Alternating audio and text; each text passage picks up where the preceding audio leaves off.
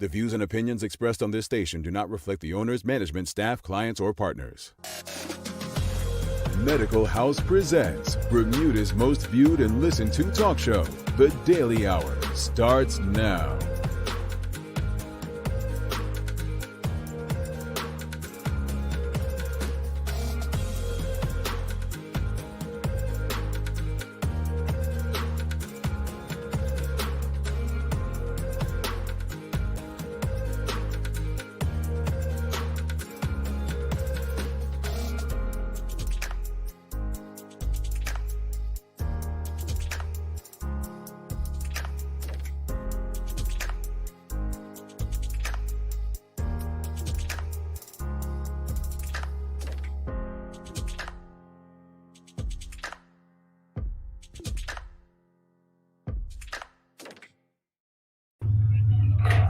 Is loud over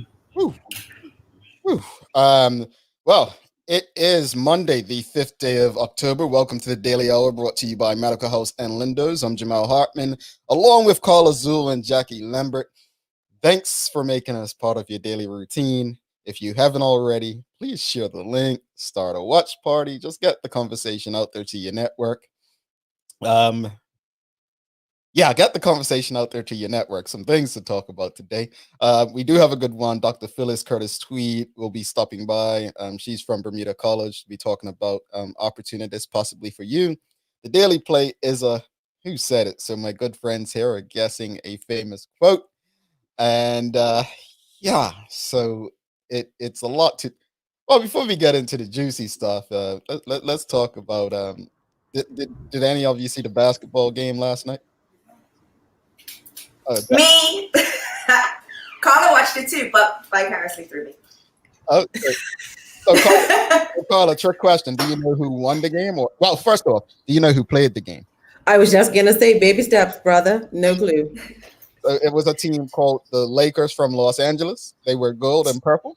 And then a team called the Heat from Miami, and they were black and red and pink and white. But pretty good game. Everyone was expecting the Lakers to sweep it, and the Heat came out firing yesterday in the second half. I'm texting Jackie late last night. I said, "You watching the game?" And Jackie's like, "Yeah, can you believe that?" I'm going off. And I'm like, "Yeah." She's a passionate Heat fan, you know. But good game. I love the fact that it's going to be an exciting series, though. I really do. I did have a mixed weekend when it comes to sports, so let me just let people know that due to sports not being good for my blood pressure and Manchester United, my former team, because I'm a neutral now. Due to Manchester United and then Liverpool just jumping in and doing one up in Manchester United, I'm probably going to take a back seat from sports and focus on all of you and the Daily Hour more. That sound good? Well, I didn't even know, but the memes was so funny. The funniest meme I saw yesterday was with some man like climbing out of a hole, and it was like Manchester United fans coming to talk about Liverpool fans or something, because Manchester lost first and then Liverpool lost 7-2 or something. The memes were hilarious, but I didn't even know who was playing what. Well, I saw the Never Walk Alone United at Liverpool. You ever seen that one? I'm gonna send it to you. No, don't send it. We don't need like I said, you guys, I'm focusing on us. Like, we don't need to worry about sports anymore. No, it's not good for my blood pressure. Like, sports is supposed to take us away from all the, and Jackie as an athlete, and then I get it. I yell at Serena every time she plays. And I get up, I walk away, I come back. I'm too competitive. And if you're not being competitive with me as the person I'm watching, it's a wrap. So you've had a rough 18 to 24 months with Serena then? Yeah. Yeah. So look. Her and Slim. Yeah. Well, Naomi gives some great consolation, I will say. Sure. So let's get to Bermuda. Obviously, an election, 4 days ago, 3 days ago. Anyway, what's the date today? The 5th or the 4th? The 5th. Fifth. Yeah, 4 days ago, an election. And I mean, scandal already? I mean, like, I don't know what to say. I mean, you know, it. It came fast. I'm speechless. I mean, we didn't have to wait long for some drama in Bermuda politics, huh? Let the games begin is all I'm gonna say. Well, here's the thing, right? I think I'm as shocked as well. I can't say as shocked as anyone else because I think some people are just like, huh? I didn't see Minister De Silva's name come up in anything. From what from what we read in the reports, it looked like it was the ministers mentioned in the reports, and this is not to say they done anything wrong. Let me say that, but the ministers mentioned were the premier's name, the Minister Birch, and former Minister Jamal Simmons. Those are the ministers I remember. So people were confused. Well, what's De Silva got to do with this, right? And I think people are left puzzled. What really going on? Go ahead, Carla. Well, what the rationale I've heard is that because he was the immediate immediate next minister, right? But let's talk about the leak part of it, like the scandal part of it that no one can ignore. How is it? And I'm telling you this with all I know, with all the years of journalism under my belt. How is it that it just so happens that a reporter happens to be walking across his house as he's being busted? That really? Me, and that's something, I guess. I mean, if we do have someone from maybe Bermuda Police or anyone here, we can ask them one day. But I'm along the lines with you. I know not of how journalism works from that respect, but I find it odd. I mean, put it this way here. I think there's one person who brings news via social media that you would not be shocked if they were on any scene. That person is not there. But here's the other thing. If Mr. De Silva lived like where we live when we were in Bermuda, Jamal, that's different, right? Especially me, because I lived by the road. He does not live on a common path as such. So sometimes you just get grilled as a journalist.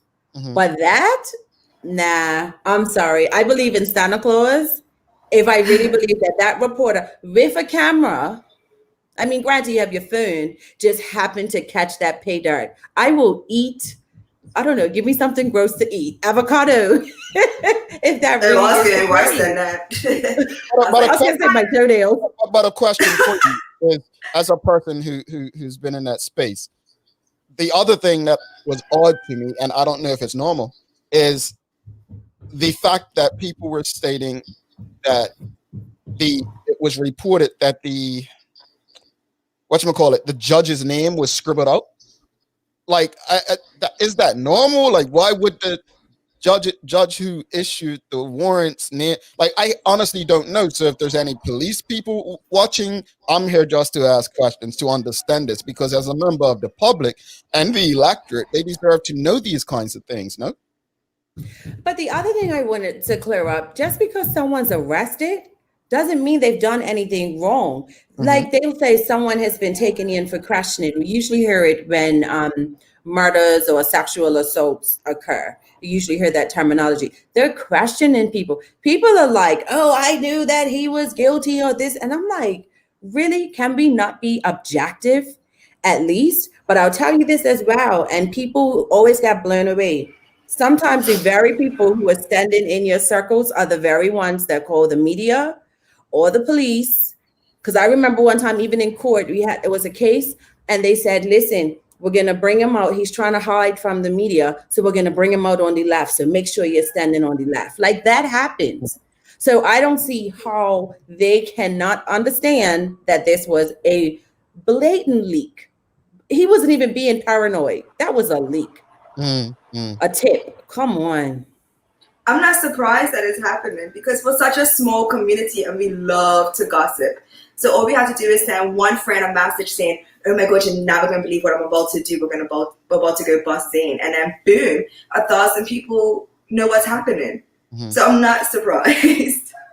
Well, I want to address this. And by the way, please let us know, what are your thoughts on this? We'd love to get feedback from the audience. Elizabeth says his name is reoccurring in previous scandals. All you have to do is Google. That doesn't, honestly, that I'm not swayed by previous scandals. I'm really not swayed by previous scandals. Look, I've seen people's names be dragged through the mud for no other reason than who they're in company with and have nothing to do with it. Like, I don't believe in the term. There are so many different terms that for centuries we believed in that literally play no role in my life, my generation. One of them is birds of a feather flock together. That's the biggest bunch of BS ever to me. Because I grew up around a bunch of weed smokers. I ain't never smoked weed in my life. Let's just be clear. I'm very different from the friends that I grew up with. And I love them, still be around them all the time. Where we differ, there's love and we take care of each other.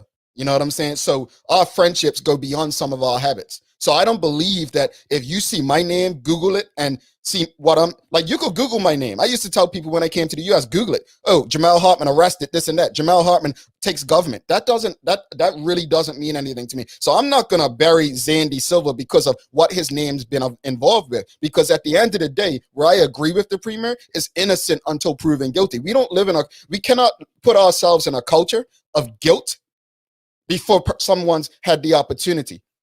Because when you're dealing with politics, your name will be dragged through the mud. And I'm not here to defend Zandy Silva. He doesn't need me to defend him. I'm just speaking from a perspective of being fair. And that's a conversation I had last night. I said to someone, can you not be objective? Mm-hmm. Take away whoever, regardless of whoever the political person is. Sometimes you have to just look at things for what they are, mm-hmm. and be able to say, you know what? Whether it's OBA, UBP, whomever, PLP, it's not right. Mm-hmm. And some people just cannot do that because they have this one-track mind that because of A, it has to be B. Mm-hmm. That's one of my biggest pet peeves. Well, I think I was talking to a friend and he completely, I mean, when I say hates, he dislikes the PLP probably more than anybody. He dislikes pretty much politics. And even he and I, as we were talking last night, he's like, you know what? Like, if there was one person I wouldn't even put this on, it would be Zandy Silva. Now, I think if we're gonna look at names, I think we need to look more on this. Think about who seems to be trying to distance themselves more than the others. That's what I'm focused on. Who's trying to distance themselves more than others? Okay, Carl. Because of the hat that I've been wearing for so long, my question is this, and I don't know, but why is Mr. De Silva being questioned and arrested and detained, whatever you want to call it, but the minister who was in charge of the deal has never been, what we know so far, to have been arrested or questioned or whatever? Come on, you all, like, I find that bizarre. Or am I off? No, I agree. I was just thinking the same thing. I was sitting here thinking, like, was there anybody else that was brought in, and why now? I mean, obviously it's up in the media, and we know it came pre-election. But why are we making such a stink about it now? I'm not upset that it's being investigated. It's just the way that they're going about doing it and who they're bringing in, and how the report and they coming in. Like, there's no, like, it's how the title here was, how it came out. It's just. Well, I have so much to say, but it's messy. That's a question that a lot of people have. Is it's not even a tough question. People want to know the minister in charge at the time. Well, hopefully he's been questioned in the same manner of Minister De Silva. So it's interesting. Definitely a story to watch. But as Carla mentioned, of all we've discussed today, I think it's quite puzzling that a reporter ended up at the same location as the police at the same time. So something for Bermudians to watch, a conversation that must continue, because at the end of the day, let's not forget what this is about. It's about $800,000 that was potentially loaned to someone that was supposed to invest in Bermudians overall. This is the Daily Hour. Thanks so much to everyone that continues to tune in. By the way, you all gave us so much love on election night. We're still calculating, but that was probably, let's just say I was asked to sit on another network for election night, and I'm proud to say that we beat them badly in terms of who we were able to connect with, and that's all on you. Is that Jackie going Dexter Smith on us right there? Remember when we had mute your chicken, Jackie? Yeah, we had Dexter on the first episode, and we heard the roof. Remember? Right? I'm like, Jackie's going full Bermuda on us.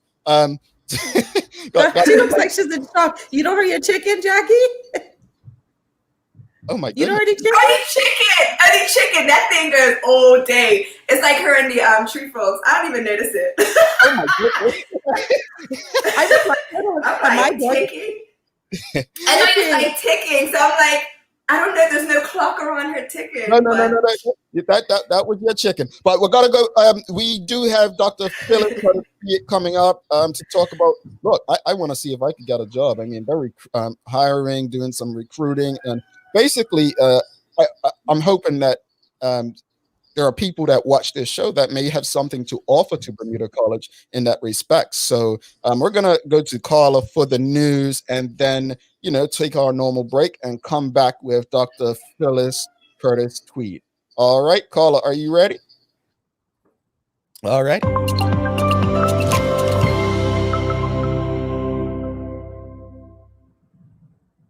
Had they sought answers to questions that needed resolution, I would have gladly assisted them in any way I could.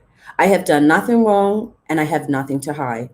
This coming from Bermuda Progressive Labour Party MP Zane De Silva, who was arrested by police on Friday and spent almost 9 hours in custody in connection to the investigation into the $800,000 loan to an American businessman by the Bermuda government, while MP Jamal Simmons was the then Minister of Economic Development and Tourism. Meanwhile, a 29-year-old man is to face an extradition hearing after he was charged with child pornography offenses in the United States. Magistrates' Court heard that a man from Devonshire was charged with 1 count each of possession and receiving child pornography. Senior Magistrate Juan Wolf imposed a ban on publication of the man's identity. Mr. Wolf released the man on $25,000 bail. He ordered he stay at a specific address, stick to a 6 p.m. to 6 a.m. curfew, and wear an electronic tag as soon as one became available. That story was courtesy of the Royal Gazette. The Proud Boys hashtag, which members of the far-right group have been using, was trending Sunday after gay men on Twitter hijacked it and flooded the feed with photos of their loved ones and families and with memes. The Proud Boys recently made headlines by celebrating President Trump's reply at last week's debate when he was asked to condemn white supremacy. The president instead used his allotted time to blame what he called Antifa and the left for violence and to tell the Proud Boys to stand back and stand by. President Donald Trump's fight with COVID-19 has so far not convinced him to prioritize a responsible approach to a pandemic that has killed over 209,000 Americans over his own political needs. Trump staged an extraordinary drive-by photo op yesterday in front of supporters gathered with flags and banners outside Walter Reed National Military Medical Center. The stunt, which risked exposing Secret Service agents riding in his armored SUV, amounted to a familiar flouting of government recommendations to stop the spread of the virus, which has infected 7 million Americans. It came amid lingering confusion about the president's true state of health after a weekend in which the White House undertook strenuous efforts to minimize the seriousness of his case. October 5th is World Teachers Day, and its aim is to raise awareness of the importance of the role played by teachers across the globe. The responsibility for educating future generations is not a light one by any means, so show your support of these dedicated and important people, not just on Teachers Day, but throughout the whole year.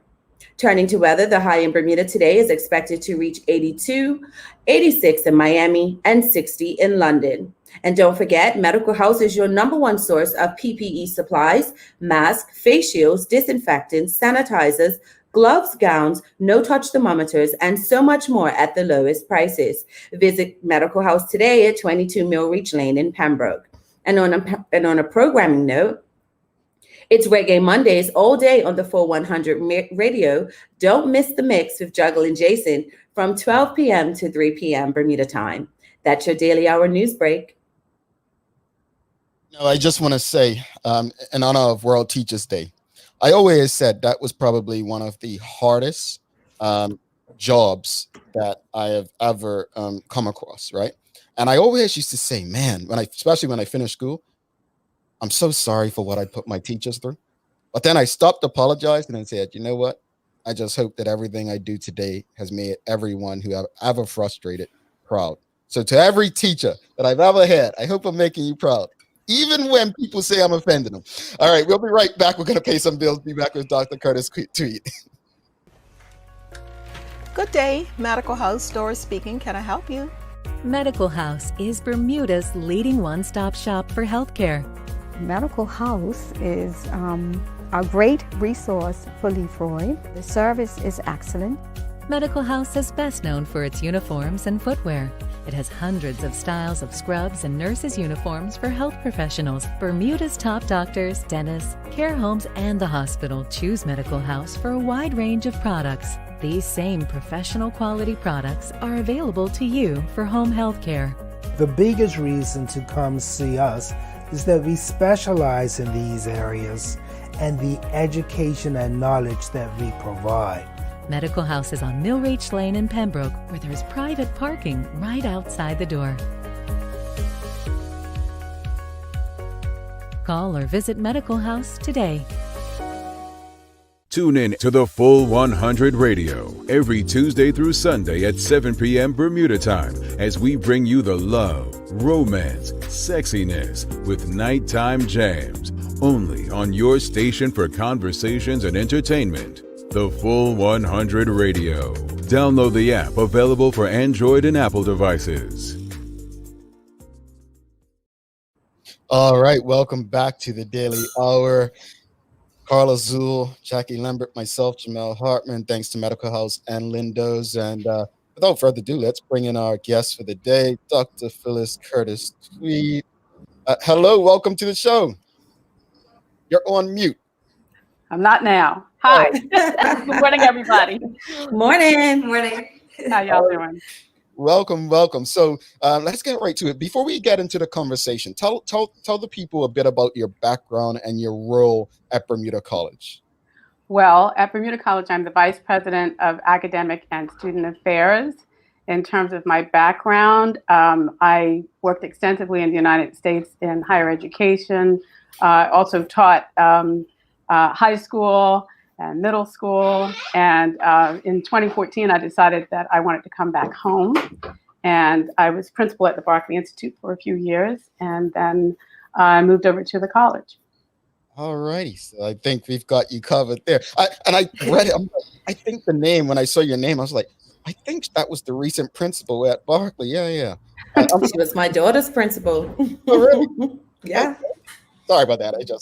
I got excited for things. especially when it comes to Berkeley, right? Oh boy. Oh, am I in the presence of other Berkeleyites? Jackie went to the Berkeley. I went to Work Academy, the public school. Yeah. Plug that in. I was one of the first graduates of Cedar Bridge, so we all differ. Go ahead, Jackie. Okay. Sorry. So, Dr. Tweed, Bermuda College is looking to recruit more faculty for the tertiary education. What programs and courses are you looking to cover? We're actually looking to recruit faculty for all areas. It is true that we are in need of someone in technical education, particularly for HVAC, that's air conditioning, heating, ventilation, air conditioning, and electronics. But in the technical education area, we offer plumbing, carpentry, sometimes masonry. So that is actually an area where we have attracted a lot of young women, but mostly young men, in our dual enrollment program. So that's really a thriving program. But in terms of the recruitment, it is for all areas. Okay, I see that there's an online information session set for tomorrow and Wednesday. What can participants expect to learn from these? In the sessions, what we'll be doing is providing information about what it means to be a faculty member at Bermuda College. We'll be providing information on how to apply. If you're interested, we'll be talking about qualifications, very important issue. As you may know from the information that you have, we're really anticipating some turnover at the college in the next, say, 3 to 7 years, with people retiring or moving on. And we want to make sure that we give Bermudians an opportunity to be prepared, to be qualified, to get more qualifications if they need to be ready to come over to Bermuda College. Now, Doctor, you've talked about qualifications. Care to share what are some specific qualifications that someone says that is interested in becoming a lecturer? Well, primarily, if you're interested in the academic areas, you should have at least a master's degree in the subject area. For the technical education area, it kind of varies a bit because it depends on the subject matter. So in those areas, we wouldn't, as say for carpentry and plumbing, we wouldn't necessarily expect a master's degree or even a bachelor's degree, but we would expect faculty members to have journeyman qualifications and 10 years of experience in the trade. Now, what are some of the personal attributes that you think are important for someone who would like to lecture at Bermuda College? Well, let me answer that by saying that the faculty at Bermuda College are actually quite outstanding, and they are characterized by excellence in teaching, phenomenal commitment to students, and commitment to the institution or dedication to the institution as well. So anyone who comes to Bermuda College to join our faculty must actually reflect those attributes. We're looking for people who are experts in their field, who know how to be team players, who are dedicated to students, who will go above and beyond the 9 to 5, so to speak, and to help meet students where their needs are. Bit of personal, bit of professional. So I just completed my master's degree, and because of the coronavirus, we had to do the bulk of it through distant learning and lecturers online. Would the Bermuda College ever be open to that path, meaning lecturers that are not based in Bermuda but teach to Bermudian students? If I heard you correctly, you're asking me if we would be open to having lecturers from abroad teaching at Bermuda College, even though they're not in Bermuda. I would say that's a conversation for down the road. I think right now, though, we're really looking at trying to provide the opportunity to Bermudians, unless you're referring to Bermudians who are abroad and may be interested in, okay. Well, I think it depends on the area that we're looking for and the level of expertise that I do think that moving in that direction with what we have now in technology and the thrust onto the remote education platform that we've gotten into with COVID-19, that the possibilities for that kind of teaching has opened up tremendously. Now, I know there's an information session tomorrow, but when is the deadline for applications for prospective lecturers?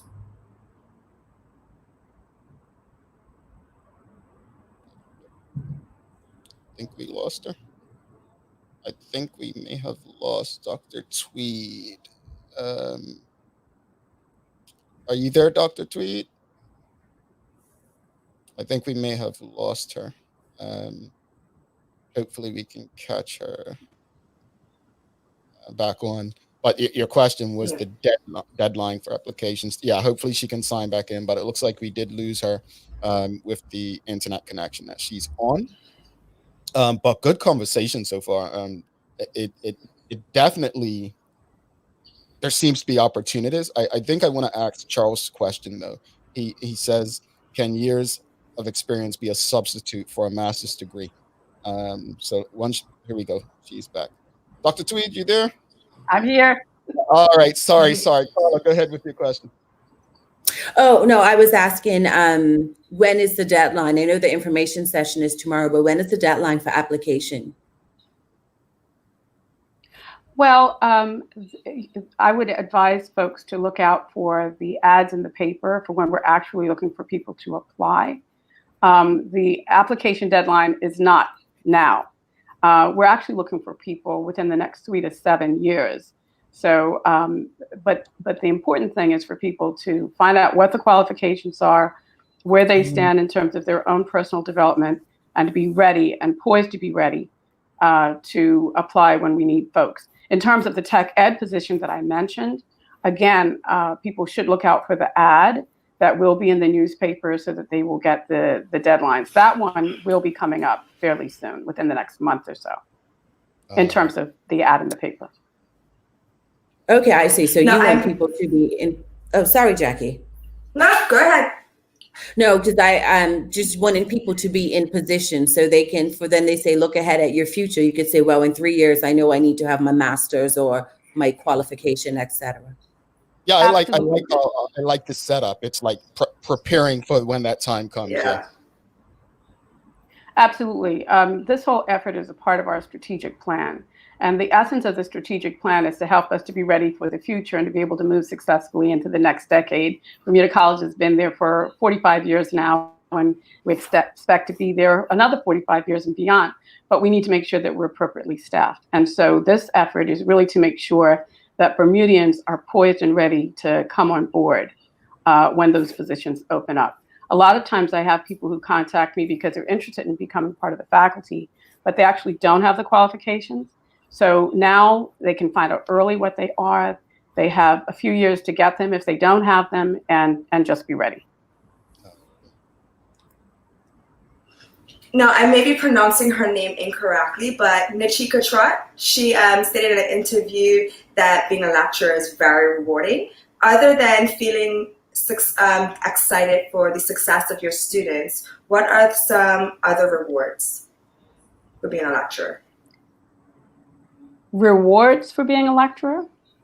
Yeah, so obviously it's very rewarding when you see your students going forward, the successful, they get their degrees. Are there any rewards? Like, do you get bonuses at the end of the school term, school year? I don't think I got all of your question, but if I understood the essence of it, I would say that people who want to teach really need to be committed to teaching. And I think there's a tremendous sense of gratification that comes from being able to convey knowledge and to see others learn and to see them move forward in their personal development. So I think that is actually very important. In addition, being a faculty member at a college, you can also become involved in your own research. And there are always opportunities for you to be able to write and to work on publications and that sort of thing. I think, let me just see the information sessions. I think I might want to attend personally just to see, if it's something that maybe I can share with others, not necessarily just for me, but it just seems intriguing. I have a master's degree in business, but my professional background, obviously, in a lot of communication stuff. And I think Charles has the perfect question here. Can years of experience be a substitute for a master's degree, Dr.? It depends on the subject matter. I would say, generally speaking, experience, not really, because you want people to be qualified in the subject area that they're teaching. And while experience is important, it's not quite the same thing as having that degree in many subject matters. For example, in the sciences, and you really need to make sure that you have people who are on the cutting edge of the knowledge in those areas, because it's changing constantly. A place where it may be slightly different is, say, in accounting. You mentioned you have a master's in business. In accounting, you may not look for a master's degree. Someone may be a CPA. So in certain subjects, there may be qualifications or certifications that are peculiar to those subject areas, and those would equate to the master's requirement. But if you're looking to teach something like foreign language, English, science, sociology, psychology, you really would need to have the master's. All righty. We have another question. Comment, Teresa Stewart. Same Jamal, I'm planning to attend for personal info as well as to share with others. Charles Jeffers, with tourism being such an important pillar in Bermuda's economy, how is Bermuda College preparing Bermudians to support that industry? Does the BTA and the hospitality industry support those efforts?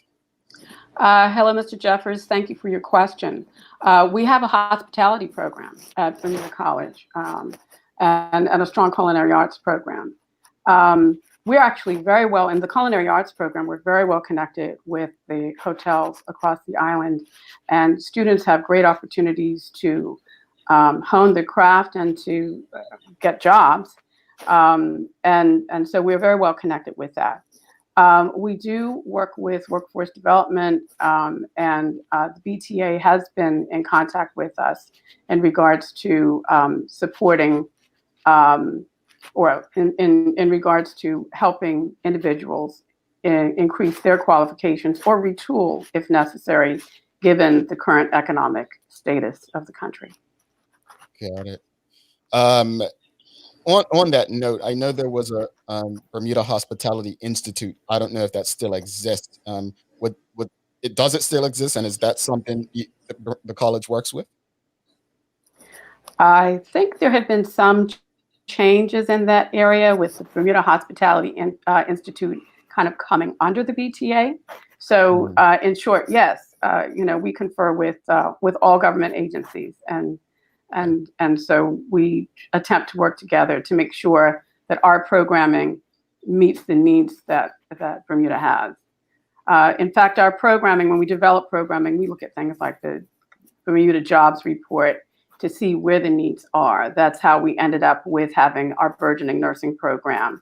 And now we've also added pre-health and pre-med to make sure that Bermudians can be ready to enter those jobs, which are predominantly held by non-Bermudians. This is a tremendous, so I'm actually loving the information that you're sharing. A question from, looks like Francine Paris. Do you need a master's to teach music at the college? I think we lost Dr. Tweed again. I think we lost her. All right, so when Dr. Tweed comes back, we'll definitely be sure to answer. Oh, Dr. Tweed, you there? Do you need to have a master's to teach music at the college? I would say yes. The person that we have currently teaching music at the college has a master's degree. All righty. All right. Any other questions? Feel free to get them in now. So just want to go over, it looks like Ms. Nachika Trott just shared the information sessions are on Wednesday at 12:30 p.m. and Thursday at 6 p.m. More information can be located on Bermuda College website at college.bm. Any other information you want to share before you leave us for the day?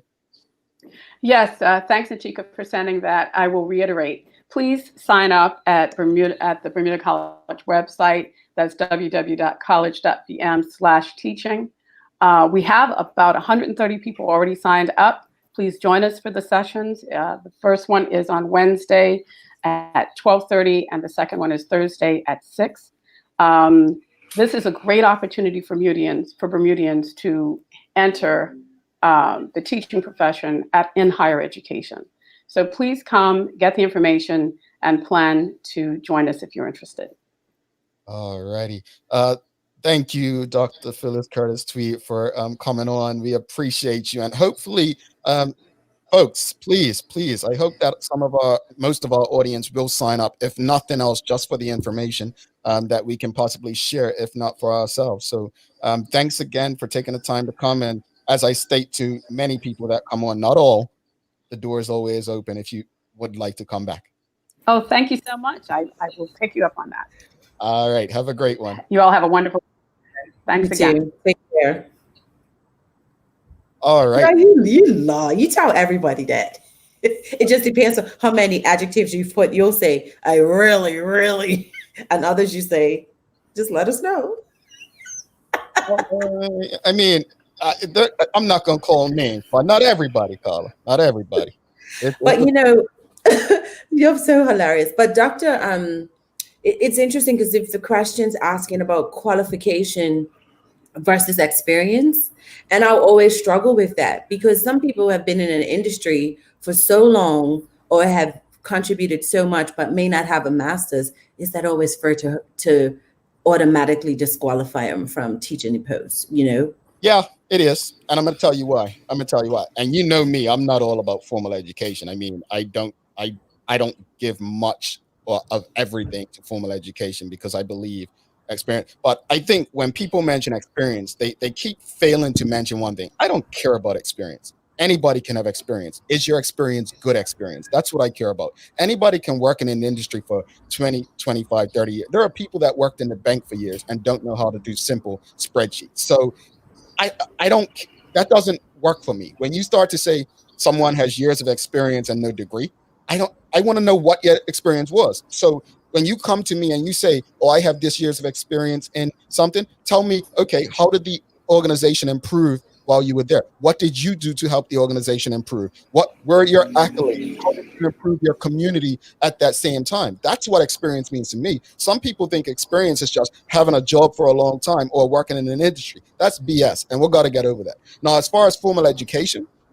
to me, it's just about sitting in classrooms, studying hard. It doesn't necessarily equate to being a good teacher or a good employee or a good employer.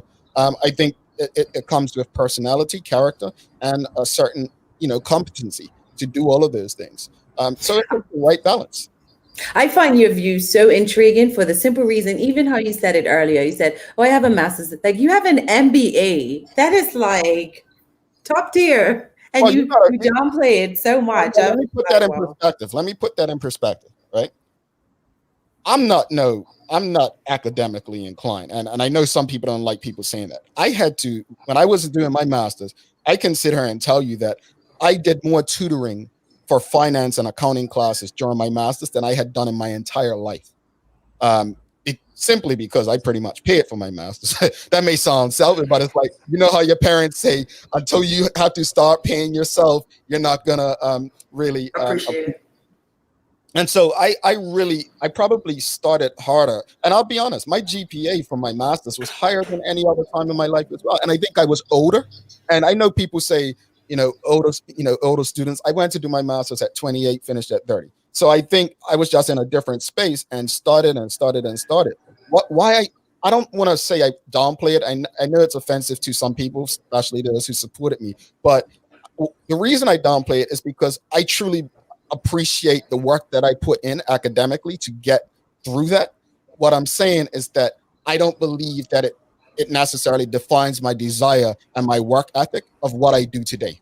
That's what I mean when I downplay it, in terms of like everything I do today comes down to the type of individual that I was born to be. Like everything that the people that raised me and coached me and mentored me instilled in me. Some of that is some of my professors, but I don't want to act like this is because I got a master's degree, because there are a lot of people who don't have master's degrees that are just like me, have the same work ethic and hunger. And you guys know from working with me, I'm a results driven person, and I focus on that. Sometimes I can forget the human element, which is a bad thing, but that comes with time and experience.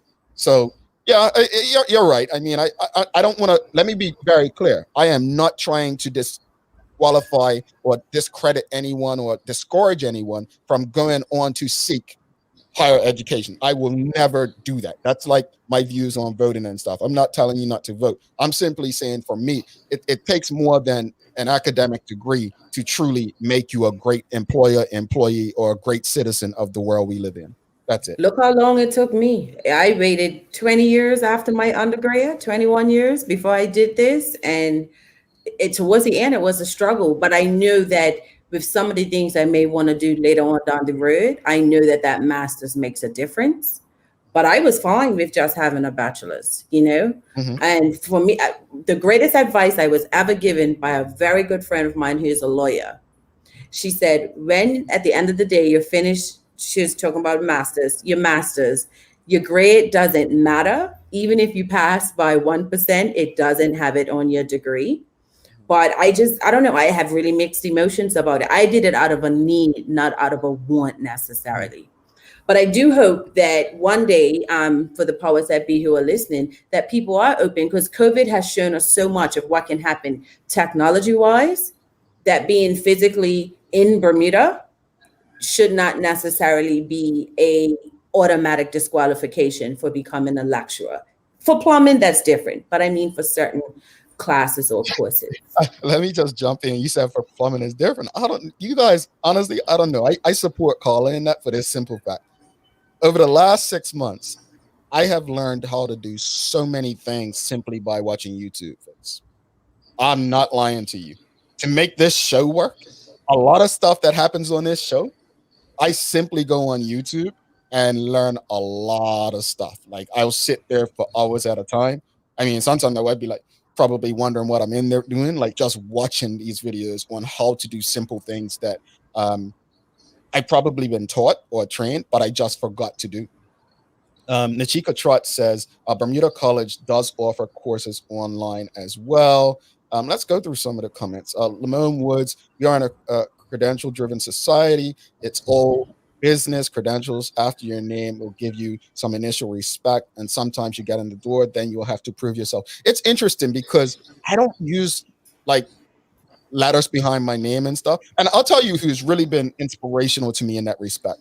There's a fella named Glenn Blakeney, former MP and minister in the government. Glenn Blakeney is, Elroy Smith has a great story, who's a legend in this industry. And Elroy would tell you the story how he went to Emerson and how, when he first got on radio, he couldn't read. His story is quite fascinating. And then Glenn Blakeney, Glenn would tell me, speak to you. I don't have he would say, I don't have a college degree. I don't have this. I don't have that. And he would go into meetings and they would be fascinated. Glenn, what school did you go? And he's like, none. Right. So, he had a certain personality, character, and work ethic. As far as credentials behind your name, I'm different with that respect. I get it. I don't disagree with Lamone. It means a lot to certain people. Having worked in certain industries, like I'll use it's one called correct me if I'm wrong. I think it's CPM or CMP, Certified Meeting Planner, or CMP.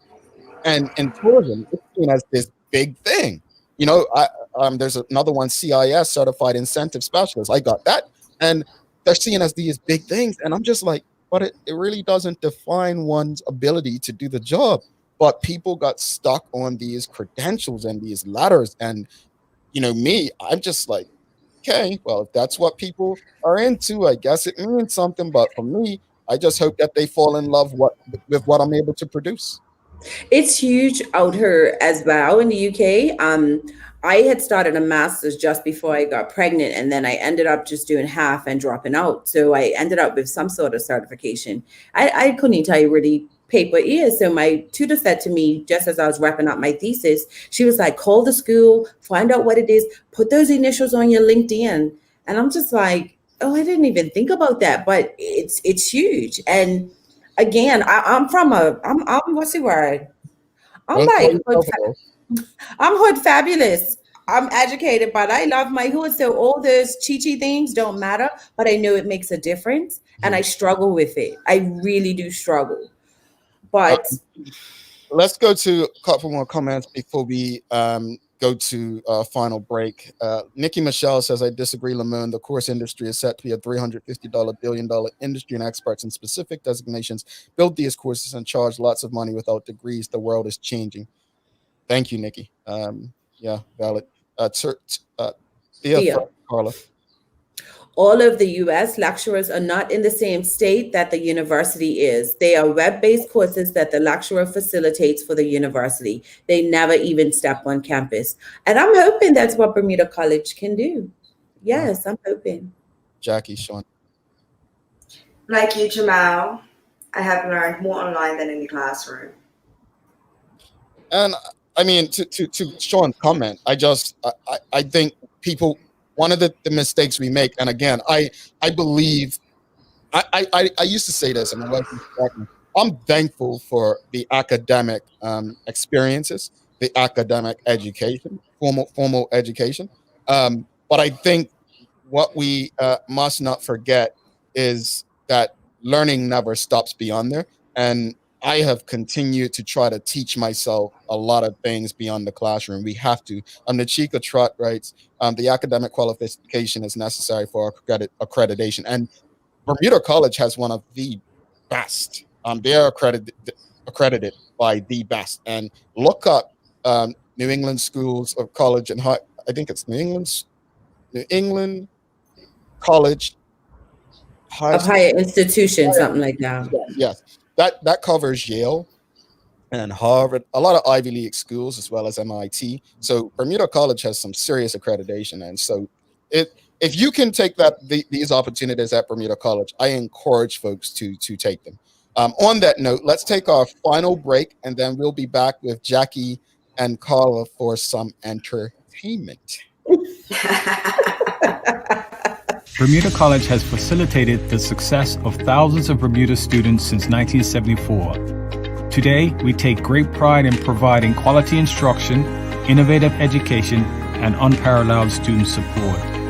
Bermuda College is now seeking to extend its tradition of customized commitment by recruiting credentialed faculty who share our passion for delivering instruction that will inspire and challenge minds. How did I get involved in teaching? It was through the fascination of meeting people and university, the things professors explained to me in ways that I'd never even conceived of before. To see students' eyes light up when they suddenly understand because of something you've told them why things have happened the way they have in the past or why they do certain things. I can think of nothing more rewarding than being a teacher. To learn more, plan to attend one of the online information sessions. Times and webinar details are on the college website at college.bm. When you upgrade your Wi-Fi to Eero, something amazing happens. Everything just works, letting you connect with what's important. That's why we made Eero, the world's best reviewed home Wi-Fi system. Eeros replace your router, forming a wireless mesh network that blankets your home in fast, reliable Wi-Fi. Eero is simple to set up and can expand to cover any home, meaning all your connected devices work the way you want them to, wherever you want them to. Yep, still at the office. Then I'm at the other break. With Eero, you'll have no more dead spots, slow spots, drop-offs, or buffering. It's Wi-Fi so good, you'll never think about Wi-Fi again.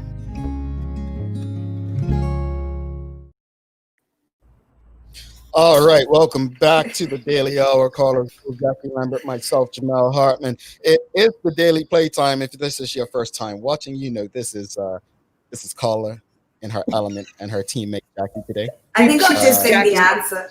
Sing the answer. I think so too. I haven't sang in a week. It's exactly. Oh. All right, let's do this. Here we go. This is easy. This is it. I think someone in the audience is gonna get this. This is a well-known. I'm not gonna say it because you're gonna get it if I say. I've learned that making a living is not the same thing as making a life.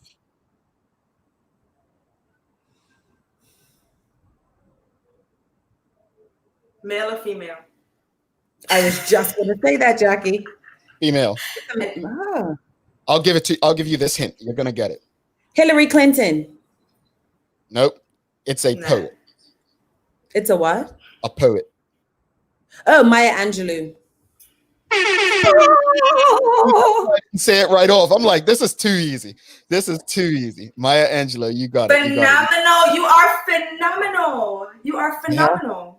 See, I'm glad I didn't use one of those ones. See, Maya Angelou is too easy. Like once you know her writing. I mean, you don't even have to be into poetry to understand her writing. Like all of her quotes are very similar in terms of the wording. So congrats to Team Jackie and Carla on getting the answer. She rose to the occasion. Yes, rise up. I had the privilege of seeing her live in Bahamas in 2001 or 2002. She was awesome. Blessed. And I actually, when I was in graduate school, I wrote on behalf of the college newspaper, and they had tried to get me a pass to go and see her live. She came to speak at the school, and I don't remember what happened, but I couldn't make it. I don't know if I had an evening class the day she was coming, but I was so upset because I really wanted to meet her and cover her as part of the college. You know, I actually forgot about I used to write for the college paper. True story. I have to share this since this falls in line with us speaking about college. So I wrote for the college paper, and it was this guy. And you know how you got these like freshman students, right? They have these college jobs on campus, and they go overboard, like overly helpful. So I went to a hospitality and tourism school, Johnson and Wales, for my master's. So this guy was I used to sit there with my now business partner, Keitha. I used to be like, this guy loves his job. Like, it was strange to me. This young guy loved his job working at the college restaurant. So I said, you know what? I'm going to write a story for the college paper on this guy. Get his name for me.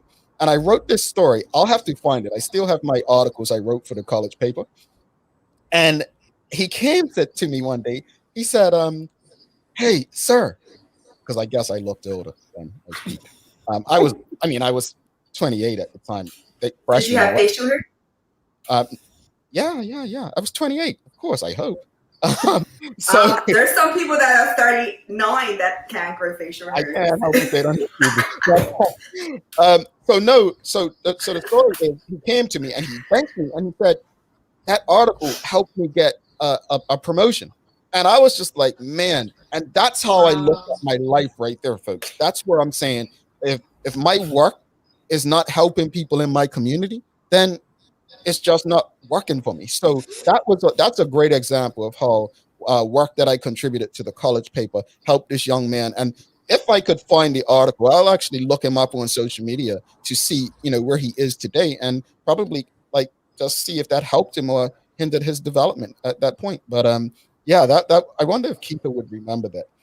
Because we used to get a good laugh out of the young guy. Don't forget, by the way, this week we are focusing on mental health. So tomorrow we'll have Ms. Gwendolyn Creary on. We'll be talking about early childhood mental health. And then the following day, we'll be talking about school-age mental health. And then on Thursday, we'll be closing it out with adult mental health. This is a subject that people often say is not spoken about enough, especially in the Black community. So we really look forward to having these conversations and involving you all. Hopefully this is a comfortable space for us to have these conversations with one another. Carla, you got any inspiration for us? There are no secrets to success. It is the result of preparation, hard work, and learning from failure. Colin Powell. Is that the same as Colin Powell, the former guy? Oh, could be. It didn't have a title in front. Whatever. Colin Powell. So question. Yes, Powell. There's no secret to success, but nobody still don't know the ingredients to that KFC 11 herbs and spices thing. So I don't necessarily agree with that. If there's no secret, then people need to stop patenting stuff and share their secrets. You are so random. I came across a tweet this weekend. I came across a random tweet this weekend where people were arguing about the 11 herbs and spices or whatever. And I was just like, why is this on Twitter right now? I don't even know if they use chicken anymore. Huh? I don't even know if they use chicken anymore. Like, really? Jackie, you got any final words for us? I just, like Carla said, that was random. Like, is he hungry? Do you mean send you some food? Oh, no. I'm good. I had my juice. It's all done. What you got for us, Jackie? Well, the election's over, so now it's time to hold your people accountable. If you need anything done, DM, message, call. She's frozen. Carla, what you got for us? Guys, no joke. Chevelle is still missing. Yes. It's been 6 months. Mm-hmm. This should not be. Yeah, indeed. I agree with you. I totally agree. On that note, folks, again, don't forget it's Reggae Mondays on d4100radio.com today. Make sure you tune in. Awesome episode of Pure Sports Radio with Dage Miners and Larry Marshall Jr. last night about the impact that COVID is going to have on athletic scholarships for Bermudians. So we're talking about education. Listen, go on to 4100 Radio YouTube to check that episode out. Otherwise, we appreciate you. We love you. We thank you for making us part of your daily routine. If all goes well, we'll be back to do this again with you tomorrow. There goes that rooster again. Thanks for tuning in to The Daily Hour, brought to you by Medical House. All recorded episodes and highlights can be found at thedailyhour.com.